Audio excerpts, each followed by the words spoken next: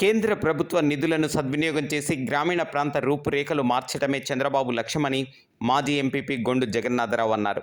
శనివారం సాయంత్రం గ్రామీణ మండలం రాగోలు పంచాయతీ బావాజీపేట చెరువు వద్ద శ్రీర రమణయ్య, చిట్టి మోహన్, గేదెల శ్యామ్, బలగా వెంగళరావు ఆధ్వర్యంలో ఉపాధి వేతనదారులతో మాజీ ఎంపీపీ గొండు జగన్నాథరావు మాట్లాడారు.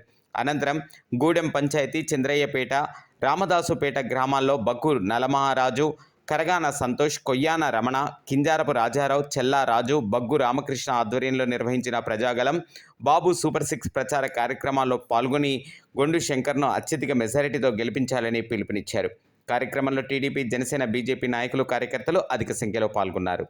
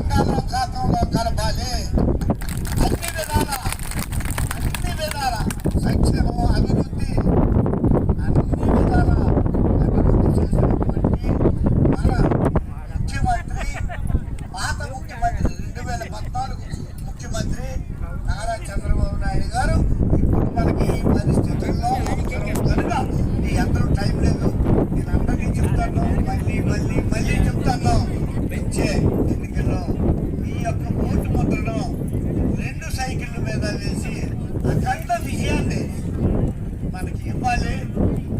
మనం ఆ రోజు మీరు ఈ ఇద్దరిని గెలిపించుకుంటే ఈ 5 సంవత్సరాలు మీ సేవ చేయడానికే, మీ అభివృద్ధి చేయడానికే, మీ ఇల్లు బాగు చేయడానికే నిరంతరము పనిచేస్తానని మీకు సభాముఖంగా తెలియజేస్తూ అందరికీ ధన్యవాదాలమ్మా. థ్యాంక్ యూ, చాలా థ్యాంక్ యూ.